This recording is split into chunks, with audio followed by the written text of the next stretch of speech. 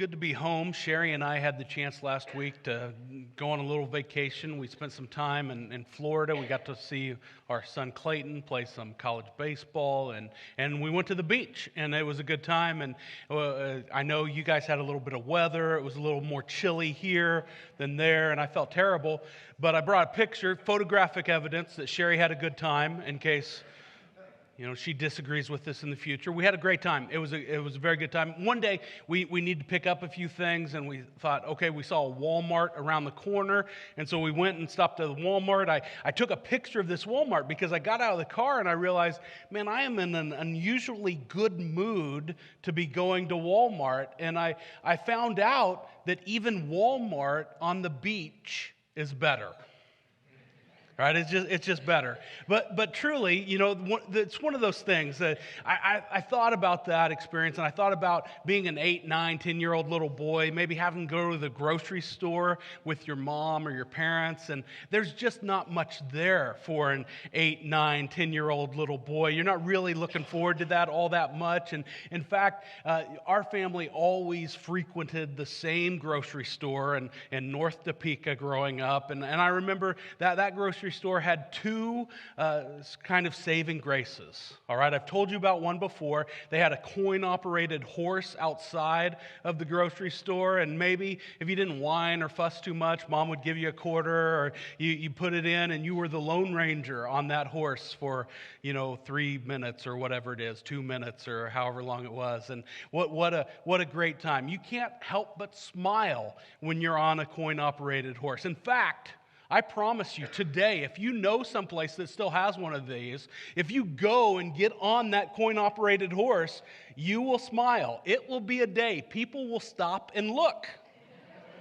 All right? It will still be fun. And so they had that horse outside that was kind of a saving grace. And then the other thing I remember about that grocery store is that, again, as you walk through those sliding doors, those automatic doors, and into kind of this little foyer area, there was this bank of gumball machines. Now, not all of these machines had gumballs in them. You could take your coin and put it in and get a gumball. You might risk it in the gumball machine with all the little prizes and hoping for the temporary tattoo, and instead you'd get the plastic spider ring, and you think, this is a ripoff. What am I going to do with this? And you might think all of those things. I remember one summer, though, I dedicated my summer because there was a gumball machine that had these mini Major League Baseball helmets in them. And I dedicated my summer to collecting all of the Major League Baseball teams. And I still have this collection to this day. It hangs in my office. Here it is, all summer long. Now, what I need to confess is that this was the summer between my junior and senior year of college. I was 21 years old. There's a couple ways to look at this. All right, as a 21-year-old, if you're spending your time hanging out in front of the sliding doors at a grocery store, trying to get Major League Baseball mini helmets, maybe you're ahead of the game. But in another way, if you're 21 years old, don't you have bigger goals? Was it really worth the investment? Is this really something that we ought to be valuing in our life? You can look back on your life and you can pick a time maybe when you're 21 or when you were younger or whatever the case is, a few weeks ago, a few months ago, yesterday, when you kind of prioritize something that in the moment it seems like such a big deal. But you kind of walk away from it for 5 minutes and you realize that's not really what matters most. We struggle sometimes to choose and to decide what's really valuable in life. The great news is that we can choose what is most valuable in this life because it's valuable in the next, because it's valuable for all of eternity. And Jesus tells this story in Luke chapter 12, beginning in verse 13. It's a short story, just Luke chapter 12, verses 13 to 20, where he tells this story, and I think it raises three questions that we have to answer if we want to decide, if we want to choose what's really most valuable in this life because it's valuable in the next. Luke chapter 12, that's just Matthew, Mark, Luke in your New Testament. We're in chapter 12. I'm going to begin reading in verse 13, where Jesus tells this short story about this rich man. Luke 12, beginning in verse 13. This is God's word, what God's word says. Someone in the crowd said to him, "Teacher, tell my brother to divide the inheritance with me." But he said to him, "Man, who made me a judge or arbitrator over you?"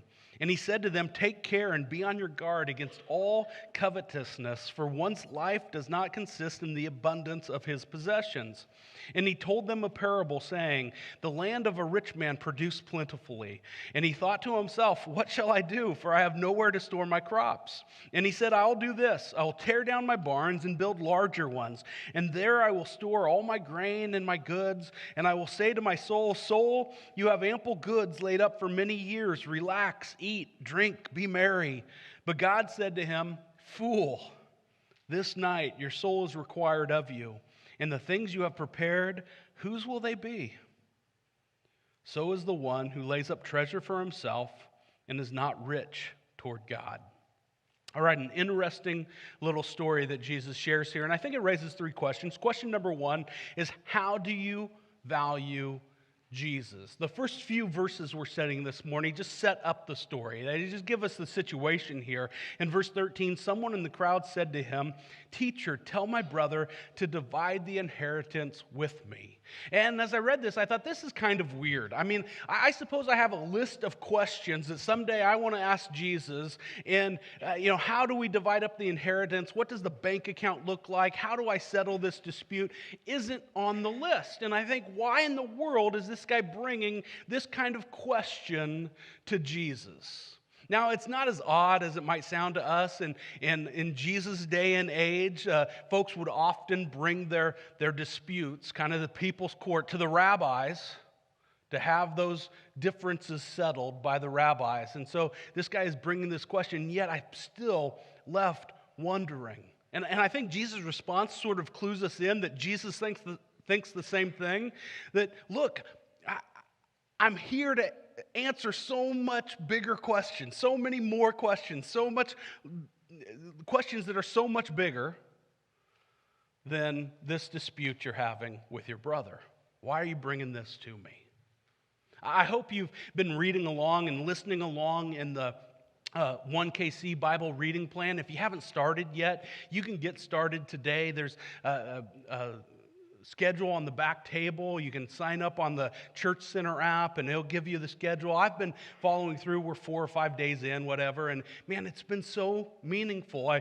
A few days ago, we read and listened through Matthew 5, 6, and 7, the entire Sermon on the Mount, all at one time. And I suppose I've done that before, but often we break those passages up. I mean, they're familiar passages there. Treat others the way you want to be treated. Love your enemies and pray for your enemies. Pray. This is Jesus' model prayer for us. Our Father who art in heaven. We recognize the Scriptures, but it's not often we sit down and we listen and read through that Sermon on the Mount all at one time. And I found myself focusing my attention on lots of different things. But one thing that just stood out to me is the very end of chapter 7. I think it's verses 28 and 29. And there are these very simple verses that say, the people were amazed by Jesus' teaching because no one else taught with that kind of authority. Jesus was a different kind of rabbi. He was a different kind of teacher. And I know this is such a simple premise. It's so obvious, and maybe that's why I can get it. There we go. The light came on for me. Jesus really is a different kind of there's nobody else. No philosopher, no great thinker, no preacher today who teaches with the same kind of authority, and it's obvious. But as you read and study and listen to the Sermon on the Mount, Matthew 5, 6, and 7, I just journaled this really simple question. What would happen if we really lived out the Sermon on the Mount? What if our everyday lives looked like the Sermon on the Mount all the time? The world would be so different. We would literally change the world because the kingdoms of this world wouldn't reflect the kingdoms of this world. They'd reflect His kingdom. It seems simple, but yeah, Jesus taught with a different kind of authority. He comes from a different place. Has this ability to share. He has so much more to share with us than, hey, settle this argument over the inheritance. And I think Jesus' response reflects this. In verse 14, he says, "But he said to him, 'Man, who made me a judge or arbitrator over you?'" It's almost like Jesus doesn't care. The truth is, though, I think, that Jesus cares even more than this man suspects or desires or hopes that he will care. He's trying to point out to this guy, look, there's more here. I want to offer you something more than this. It reminds me of John chapter 6. John chapter 6 is a story we're probably all familiar with. Jesus feeds 5,000 people, a couple loaves, a few fish. We remember the story. He sends them away after they've eaten. And John chapter 6, they come back the next morning. Do you know why? They want breakfast. The buffet was good. Feed us again. And in John chapter 6, Jesus then preaches this really weird sermon about you need to eat my flesh and drink my blood. And the point is that there's something bigger than this temporary fulfillment. This thing I can give you today, while it might be meaningful in the moment, won't last for all of eternity. But I do, Jesus said. And here he's going to tell the same kind of story in Luke chapter 12. There's something more. There's a bigger picture. You watched the Super Bowl, you saw all the commercials. Maybe you have a favorite Super Bowl commercial. I don't know if I had a favorite Super Bowl commercial, but I do remember seeing these Jesus Gets Us commercials at the Super Bowl. You know, right after they're still playing, you can catch them. You can probably look them up online and see them if you haven't yet. And they're kind of interesting. And after the Super Bowl played, there were folks who were concerned about these commercials. They said Jesus would never have spent the millions of dollars, whatever it costs, right? Millions of dollars to have a Super Bowl commercial. That money could have gone to feed the poor and care for the homeless and all those things. Absolutely. But here's the deal. It's not an either-or question. It's a yes and question. Jesus deserves however many millions of dollars, however much stuff we can throw his way to declare to the world that we honor him, that he is the answer. And should his church care for the sick and the poor and the homeless? Yes, and. It's not either or. Jesus is bigger than these hurts that we can heal in the moment, which doesn't mean we ought not. But even as we heal those hurts in the moment, even as we help in those temporary times of crisis or in those times when folks are struggling, how we do that because there's something else there. Because Jesus has bread that will sustain us for eternity. Because he has water that we'll never thirst from again. Because Jesus is life eternal. Now, how do we value Jesus? I think all at once, sometimes we make Jesus too big. You know, he doesn't care about this. You know, I can't pray about this because he doesn't want to bother with this little thing going on in my life, this hiccup with my job, or This argument I had with my friend, he don't want to hear about that. And at the same time, we make Jesus too small. He's not going to come through when I've been diagnosed with this. My marriage is falling apart. There's nothing I can do. He's not going to be here. We make him too big and too small. I'm reading this book, and I should be better because I didn't even write down the title. I think it's Fathering the Fatherless. It's by Eldridge, and he says this. He says, "You are the son of a kind, strong, and engaged father, a father wise enough to guide you in the way, generous enough to provide you for your journey," speaking about God, "offering to walk with you every step. This is perhaps the hardest thing for us to believe." It's the hardest thing for us to believe, that Jesus is actually going to show up. That when he says, "Cast all of your concerns on me because I care for you," he means it. That Jesus is big enough to handle our largest struggle, the biggest hurt. That he loves us enough to intervene right now. He values us that much. And so we ought to value him in the same way. It's why Jesus said here in verse 15, and he said to them, "Take care and be on your guard against all covetousness." And in the NIV it says all kinds of greed. I agree with the NIV because it's easier to say. All kinds of greed. For one's life does not consist of the abundance of his possessions. And Jesus is going to use an example of those possessions in life, those physical things. But he doesn't have in mind just physical things. We get greedy over all kinds of stuff, right? We get greedy about positions and power and authority and sure, money and stuff. We get greedy about all kinds of stuff. And Jesus said, "I want you to value me above all of that." One of my favorite sections of Scripture is Philippians chapter 2, beginning about verse 11. It said, "You ought to have the attitude just like Christ Jesus." And then it explains that Jesus left heaven. He walked out of the throne room. He was born an infant. He put skin on. He lived. He ministered. He taught. He went to the cross. He died in our place. He was buried in a tomb, and he rose on the third day, securing us a victory of resurrection just like his. Jesus valued us so much that he put us ahead of himself. And that's his call in our life, to value him by valuing others ahead of ourselves. How do we value Jesus?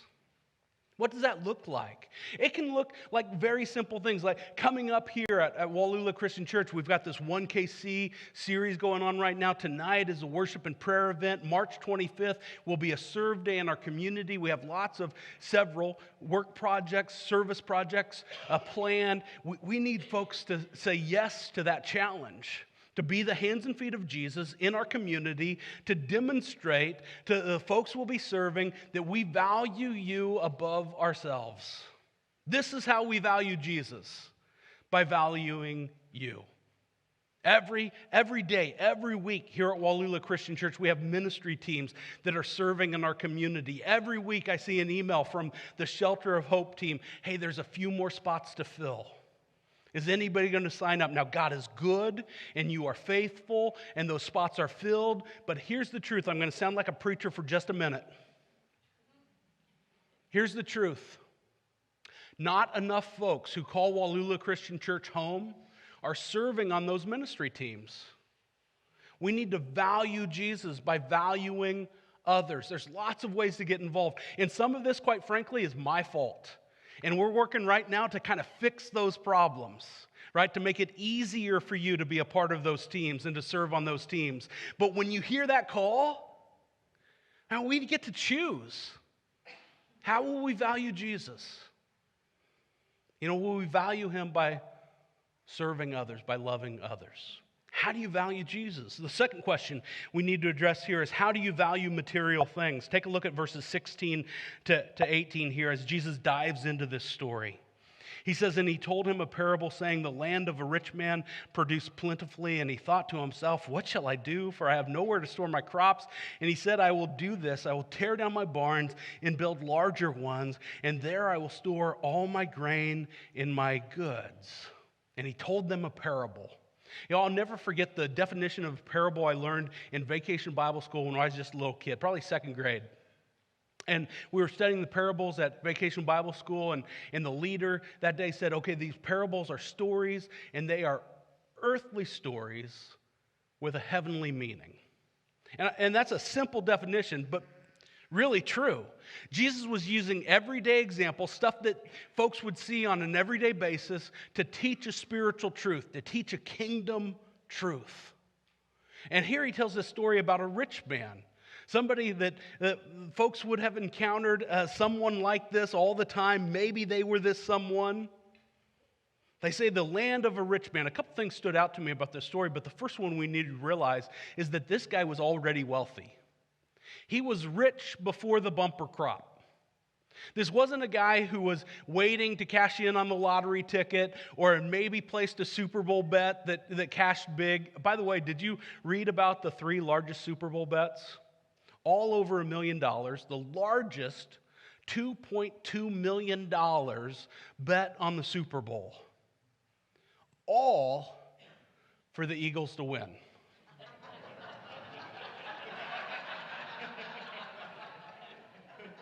Kids, don't bet. Right? This guy wasn't waiting for the lottery ticket. He wasn't waiting for the cash advance. He wasn't waiting for the bet ticket to cash it in. He was already wealthy, and he had this bumper crop. Now, the second thing that stands out to me is that whenever I read or I hear about a wealthy person, right, this rich man, I think of someone else. Right? That's not me. Right? There's always somebody with more. That's not me. And so that's my first thought. And maybe that's your thought. Right? Maybe that's what you're thinking here. I just want you to put that thought in the back of your head for a minute, okay? This rich man who is already wealthy has this bumper crop. And he's got to decide. He's got to decide, what am I going to do with this? What shall I do? It's interesting because Jesus has already answered this question a couple times in the gospel. In fact, last week we looked at the story of the Good Samaritan. Doesn't that story answer this question? If you have resources to share, what should you do with those? Well, if somebody's in need, maybe you ought to share those. You know, maybe you ought to find a way to be the hands and feet of Jesus and share those. He answered it way earlier, though, in the Gospel of Luke. And in Luke chapter 3, verses 10 through 13 or 14, Jesus said this, and the crowds asked him, what then shall we do? And he answered them, whoever has 2 tunics is to share with him who has none, and whoever has food to do likewise. Tax collectors also came to be baptized and said to him, Teacher, what shall we do? And he said to them, collect no more than you're authorized to do. Soldiers also asked him, and what shall we do? And he said to them, do not extort money from anyone by threats or by false accusation, and be content with your wages. I mean, Jesus has been clear, and maybe that's why, verse 14, when I say it's almost like Jesus doesn't care, maybe that's why he sort of has this abrupt kind of answer, who made me judge? Because he's answered the question already. Look, this isn't the most important thing. We ought to be looking to share and to care for others. And just, when I read it, yeah, but this guy was rich. That's not me. Few statistics for you. In the average U.S. home, contains 300,000 items. Do you believe it? And when I read that, I think, well, not my home. But you know what I'm not going to do? Go count. Right? Why? Because there's more than enough. There's more than enough. In the last 50 years, the average U.S. home has tripled in size. There's more than enough. Americans spend $1.2 trillion annually on non-essential items. Right? I'm guilty of this. The point is that even though there's somebody else with more, I probably ought to be paying attention to this lesson. I ought to be hearing what Jesus has to say. How do we value those material things in our life? What place do they have? In verse 18, we scoff at this, but we're kind of doing the same things. The average home is 3 times larger than it was 50 years ago. And he said, I will do this. I will tear down my barns and build larger ones, and there I will store all my grain and goods.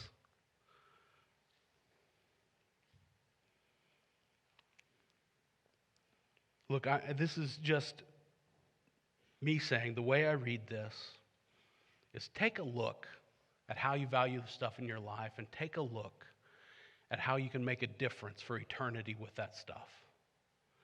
You know, how can you help a neighbor? How can you help someone you know? This guy's focus in the story is on himself. He uses in the course of this short story, I or me, those pronouns 11 times. Right? How we value stuff sort of reveals how our attitude aligns or contradicts the attitude of the rich man in this story. So how do we value material things? That's the second question. Question number 3 is, how do we value time? Let's look how the story ends here in verse 19. It says, and I will say to my soul, I love this. Said to myself, said to my soul, you have ample goods laid up for many years. Relax, eat, drink, be merry. Man, that sounds like the American dream. You know, I was just at my financial planner retirement account. I was just, yearly kind of checkup thing with him the other day. Right? This is sort of the eat, drink, and be merry. How many of us are striving for that time? Now, again, look, this isn't saying don't plan for the future. Don't worry ever about, don't focus ever on any of those things. But the goal isn't just to eat, drink, and be merry. I get it. We need season of rest. I'm not begrudging anybody. I just came home from vacation. We need seasons of rest in our life. Absolutely. And I can tell you, I love being on vacation, but this is true every time I come home. I look forward to coming home. I couldn't wait to preach this message, to be back in the office. Now, that doesn't say anything about me other than the fact that I get to be a part of a mission greater than myself. And that's true of every single Christ follower. We are a part of a mission as long as we are drawing breath of a mission larger than yourself. I sat down to compile a list of retired folks serving here at Wallula Christian Church, and I stopped. I stopped because I got tired and because I knew I would leave somebody out. I'm not going to mention everybody. It says a couple things about you all. First, it says you're getting old. But second, it says that we have such great examples of folks who understand. Yeah, we have opportunities to enjoy our grandchildren and to go places we never had the opportunity to go before. And we have opportunities for this season of rest and all of those things. But we are on a mission that is larger than ourselves. And it doesn't stop. It doesn't stop because Social Security kicks in. It doesn't stop because retirement age is here. It doesn't stop because I left one church for another, or I had to leave one job for another. We are on mission larger than ourselves. And the question here, as we get to the, how do we value that time? Because the story for this rich man doesn't end well, does it? Verse 20 says, but God said to him, fool, this night your soul is required of you, and the things you have prepared, whose will they be? They're all passing away. They're all passing away. They're worthless in eternity. How will you value your time? The truth about time is it's our most valued and limited resource. And the cold, hard truth is, not a single one of us knows when our time on earth will be over. Man, I want to make the most of my time. So someday they'll say, yeah, he was an ordinary, unschooled guy. But he had been with Jesus. How will you value your time? Verse 21 says, So is the one who lays up treasure for himself, who works for himself, who keeps saying me, I, who doesn't look to serve others, and who is not rich towards God. You know, I pulled this off my wall and thought about, okay, there are things that I value in this world, and I know that even though there are many more wealthy than us, for sure, right? Don't consider myself a wealthy guy. I fit that parameters of that story because my wife commissioned this piece of art, right? I had to look it up, make sure I was saying that correctly. She commissioned this piece of art, and so we are patrons of the art. Patrons of the arts. And truly, actually, the artist here is Haley Archer, who is Craig, our worship pastor's wife. And so, Sherry found this picture of my son Clayton and I at a ball game when he was in high school, and I was coaching his summer team. And so we're standing there on the baseball field, and she sent the picture to Haley, and Haley did a great job. So you too can be a patron of the art. I don't know, I said last service, they just had a newborn, and all three kids are under 3 or 4? 3? Under 4. Haley's, Elsie is 3. She is 3. Yeah, awesome. Still counts. All 3 kids under 4. I don't know if she has a free hand to draw or anything, but you could be a patron of the art. Now, the truth is that the value of this picture isn't in what Sherry paid for it to be done, or in what I know. Haley did a great job because she slimmed me out, She slimmed me down. She did a super job. And so I could maybe sell this to somebody. It's not in the value of what I could sell it for. It's in the value of the memories, the fact that I can almost remember this conversation I was having with Clayton before the game started.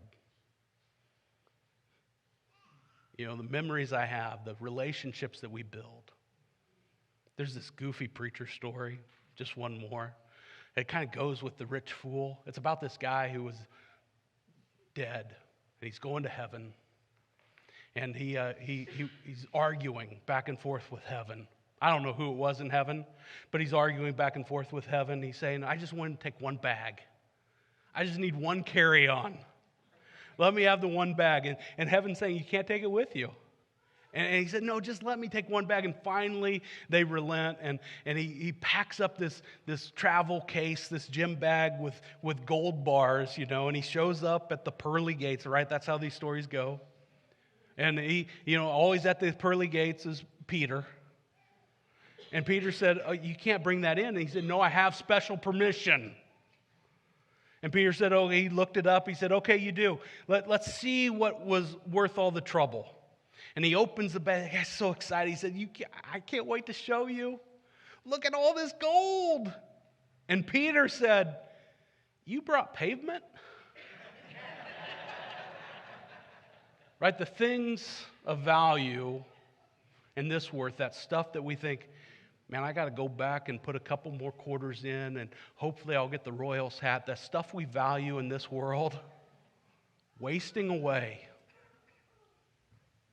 Let's choose to value what matters for all of eternity. Let's stand and worship him right now.